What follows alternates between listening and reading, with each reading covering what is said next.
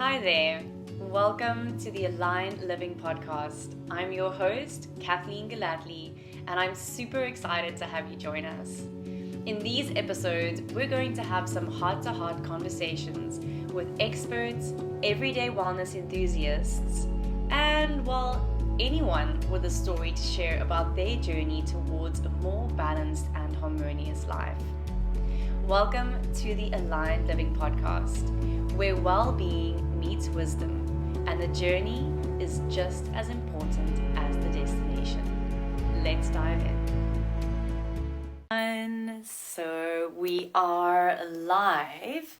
I'm just going to give it a couple extra moments before I get chatting. Those who are listening to this as a podcast, thanks for tuning in to the Aligned Living Podcast. Please remember to like, share, rate, subscribe, and help to spread the word and the love of ultimately yoga. So hence that being the topic of conversation for this evening. Welcome to those who are joining me here. Hi Kath, welcome. We are just gonna have, or I'm gonna have a little bit of a chat, a little bit of a share of kind of like not really just the benefits of yoga in a boring 1, 2, 3 way, but really I want to share why yoga is important to me, why I share it, and how it has completely changed my life. So I guess the best place to begin is always at the beginning. And so for me, I was a producer. I was in the stills and the film industry for quite some time. And for those of you who are in that industry, you might know what that feels like. It feels like burnout all the time. Hey Felice. So I got to a point where I couldn't anymore. I had a really, really bad anxiety attack. And I knew something had to change. And that's what was kind of the pivotal switch and change for me to become a yoga teacher. And that decision was one that was actually brought into my awareness by my mom. She asked me when I wanted to leave production, what would I want to do if I leave production? Like, I think a lot of us have that of like, well, I've got a job, it pays the bills, it pays the rent, it's something that I'm really good at, I have talents in it, I do well in this, so like, why would I want to leave this? I'm doing well. And it just obviously, like, it was not fulfilling, and it was slowly killing me, mentally, emotionally, spiritually, physically. And when I wanted to have this conversation, I was like, that's exactly what I want to talk about yoga. Because, hi Kath, because yoga has obviously been westernized quite a lot. And it is seen as a physical, slightly gymnastic practice for people who are either very strong or very flexible, whatever the case might be, on rubber yoga mats. Hi, Sophia. And that is just like, the picture of the iceberg with a tip at the top. Like, that is asana. That is yoga asana. I'm sure some of you have seen that diagram before. And the rest really lies in the depth of the practice of taking yoga with you off your mat. And so when I was kind of prepping for this chat about what I wanted to say and share, is it really is a practice. It's known as a practice of right living. It's also the sister practice of Ayurveda. And it's about looking at every aspect, every corner of your life. And more importantly, I think what yoga has done for me is it's taken me into the roots of my beliefs. And our beliefs are what creates our reality. And so that's where the shift started, really started for me. For most of us, yoga does start on the mat. It starts as a once a week class, twice a week class, a nice little heated yoga session to, you know, get the sweat on, get the booty all plump and whatever it is we're telling ourselves. And mine started that way. I started my yoga journey at a heated studio in Cape Town, and I would put my mat right at the back, and I'd really just hope that no one spoke to me, that the teacher didn't look at me, and that no one else in the class recognized me, and it was just my safe little space. And so I think what was so amazing for me is when I found the Shala, which is the yoga school where I did my 200-hour and my 300-hour teacher training. I was also the manager there for 5 years. And I basically like eat, sleep, and everything yoga. Like, but also balancing the old life, which was really tricky. But like at that stage, I was just like, this is it. This is it. And I have this conversation a lot with people where they start reaching points in their life where they start to become more aware of not only other people and other people's behaviors, but of themselves and their own behavior. And life actually feels more shitty. Life actually feels harder. And that's kind of how it works. It's the honest truth, but it gets harder before it becomes easier. But the release and the relief that you get from finding your true self, from living an embodied life, of the first-hand experience of being in this like vehicle, this amazing machine that we get to like be in and like walk around on this earth and interact through, the relief and the release that you get from moving into alignment with your truth outweighs any of the heartache, sorrow, or pain that we have to move through to get through to the other side. And it's not like a little tick off the box, like I've done this and now I'm there, I've done this and now I'm there, I've done this and now I'm there. I know that would be the easy way to do it. But as Patanjali speaks about the 8 limbs of yoga as a lotus flower and all the petals come out at the same time, it's the same for us. We're all like expanding, but in all these different ways, like at the same time. And so there isn't like a little checkbox of like level 1 yogi. I'm saying that in air quotes if anyone's listening to this on the podcast. It's not really reaching like a level 1, a level 2, a level 3. It's like, it's this constant, almost more like a spiral experience where it's just like, sometimes it feels like change takes really long to happen. And then sometimes it happens much quicker. And so for me, being in the Charlotte was a very privileged position where I was working in a yoga school, and so I was just going to as many classes as I could. I was attending every workshop I could. We brought in teachers from all over South Africa, from all over the world. I got to practice and learn from those teachers, those facilitators, and really just invest in myself. And continuing my education in all of this has really been key for me to continue the evolution of it all.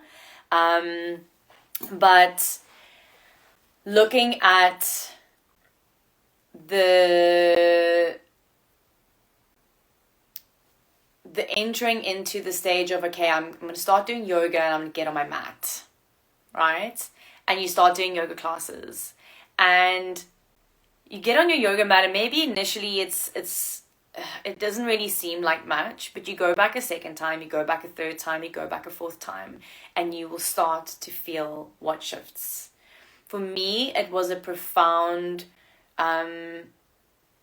acknowledgement of self. I don't think I'd ever recognized myself. I think I've been going through life just like living in facade and in personality and ego.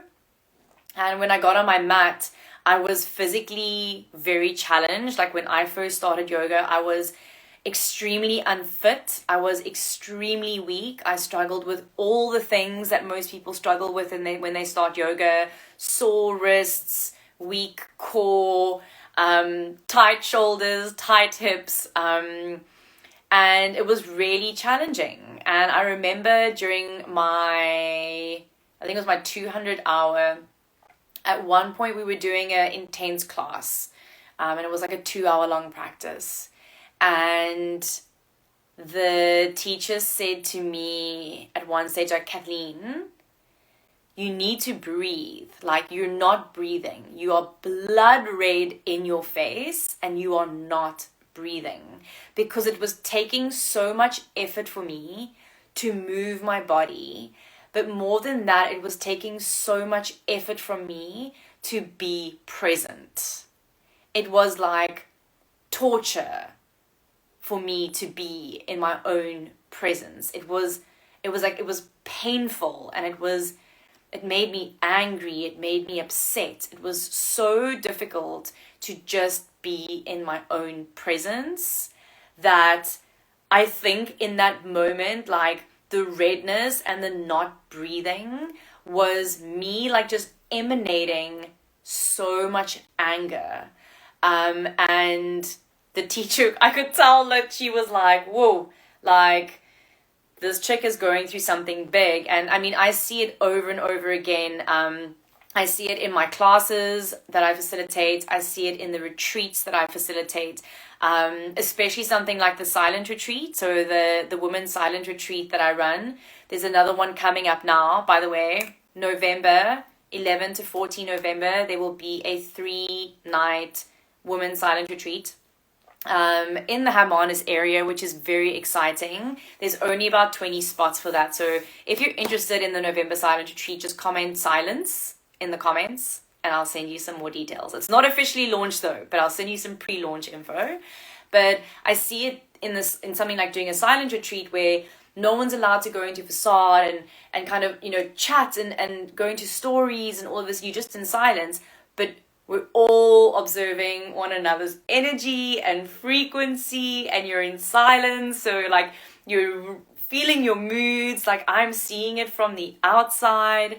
And so that was one of the gifts that yoga gave me, is it's given me the ability to be with myself, no matter what that means.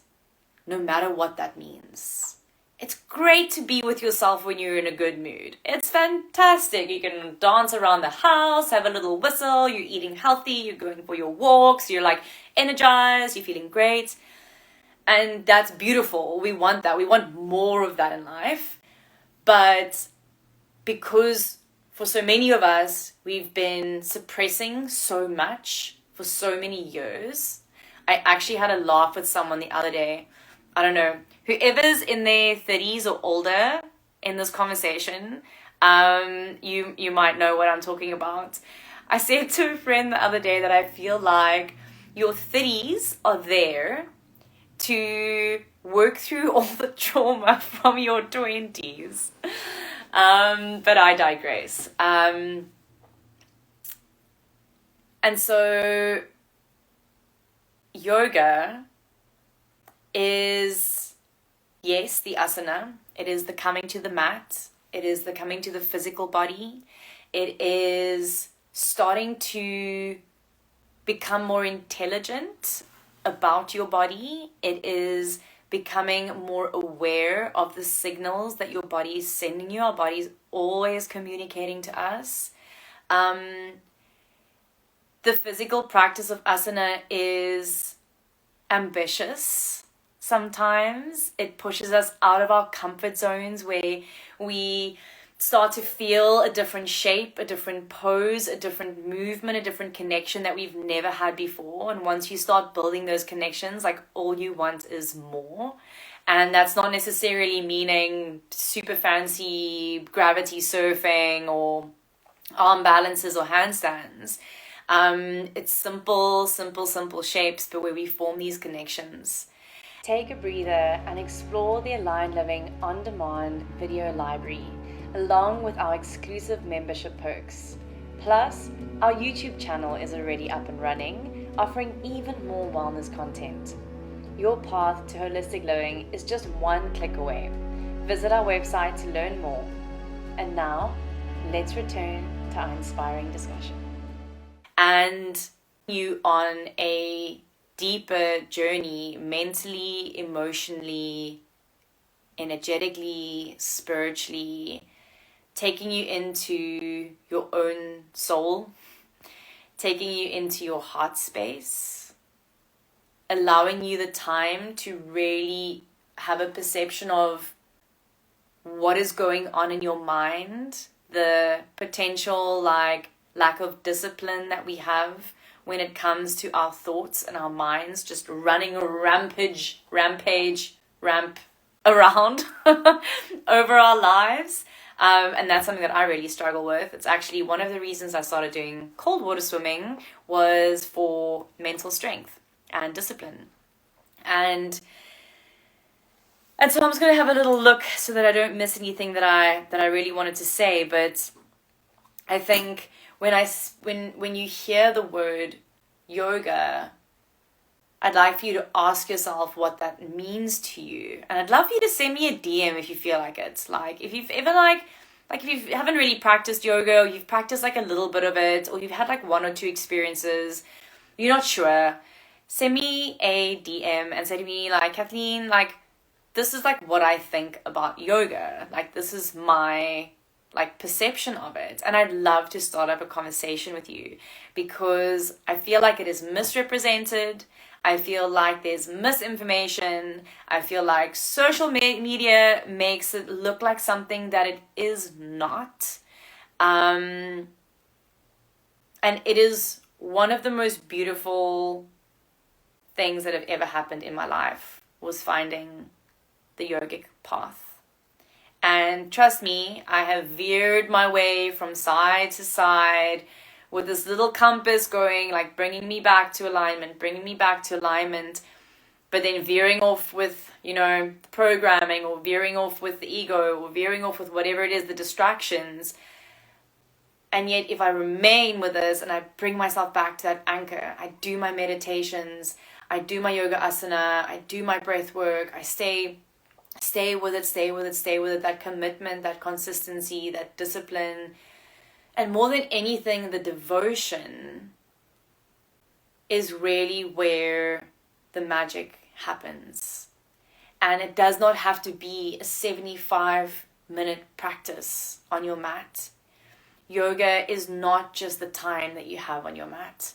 Yoga is, I see Kat says, do you have 24 hours plus to listen to what I can say about my 4-year journey into yoga? I'd love to, Kath. Send me a message. I'd love to hear that. You know me. Always love. So just to kind of lock this down, thanks for listening to those who have joined.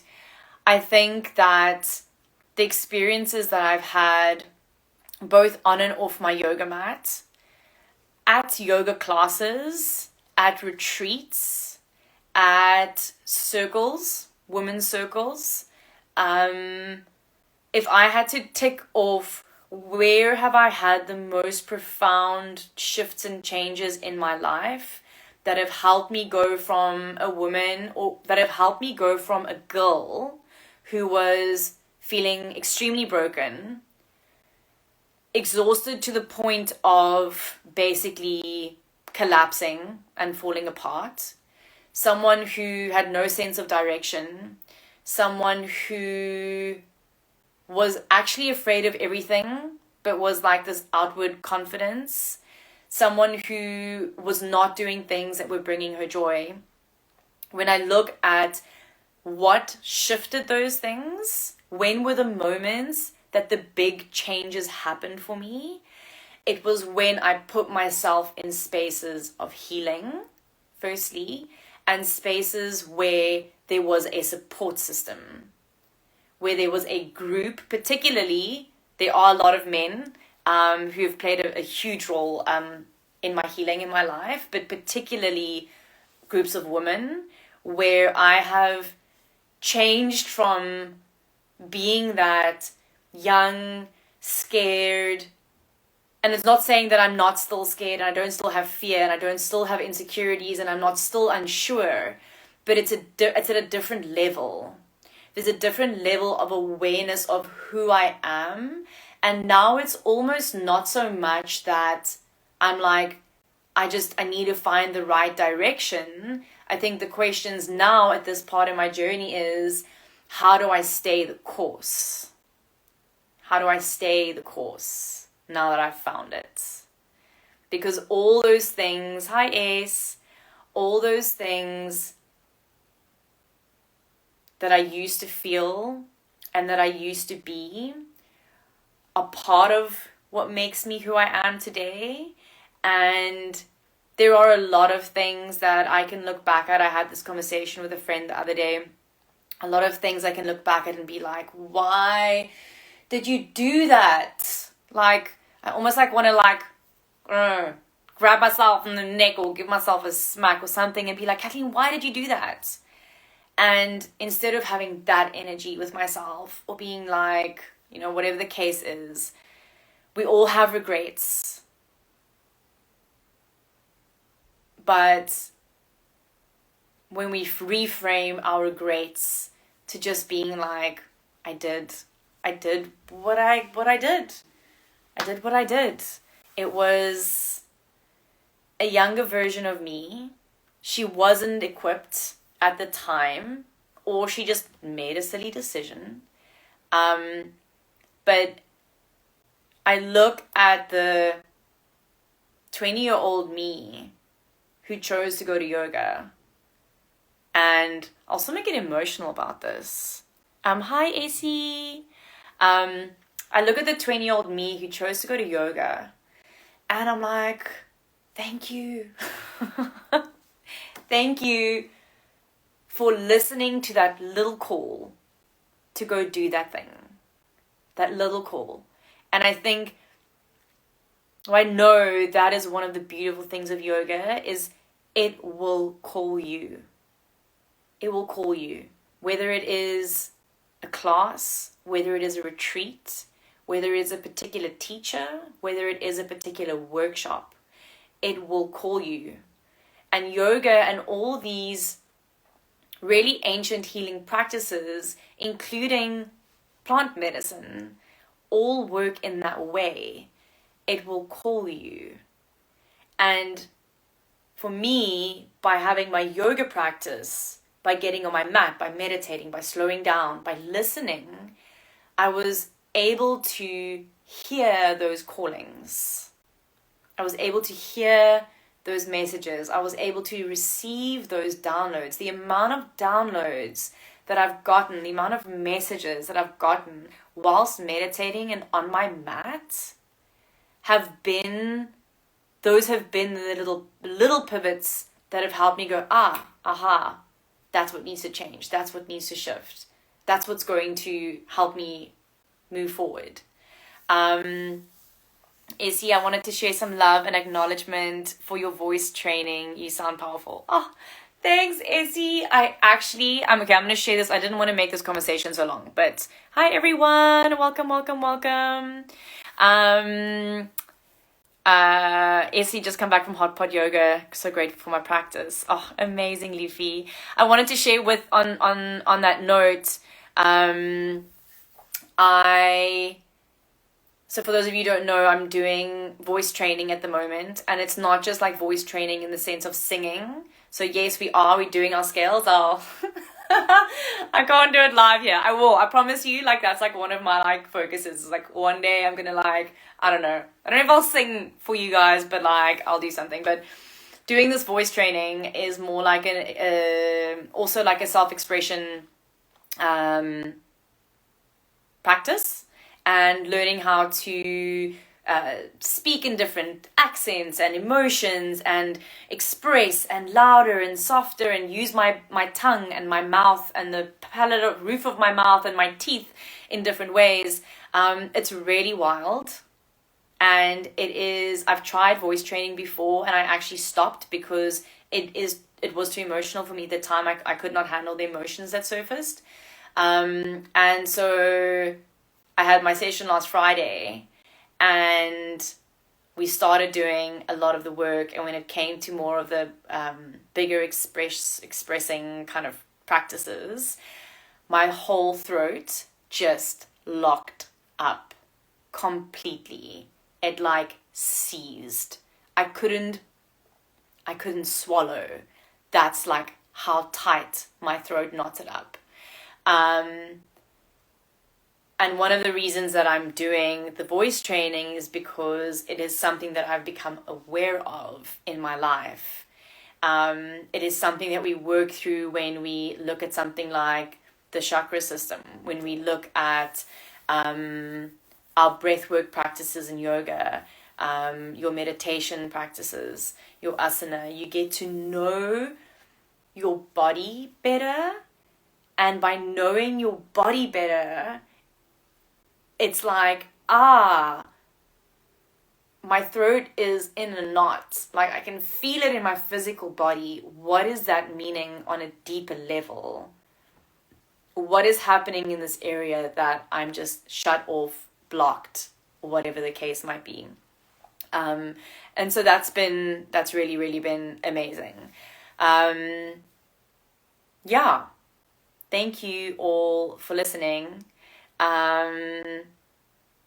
I can only leave you with the words of get on your mat. Get on your mat when you feel like getting on your mat. Get on your mat when you don't feel like getting on your mat. And continue to do it.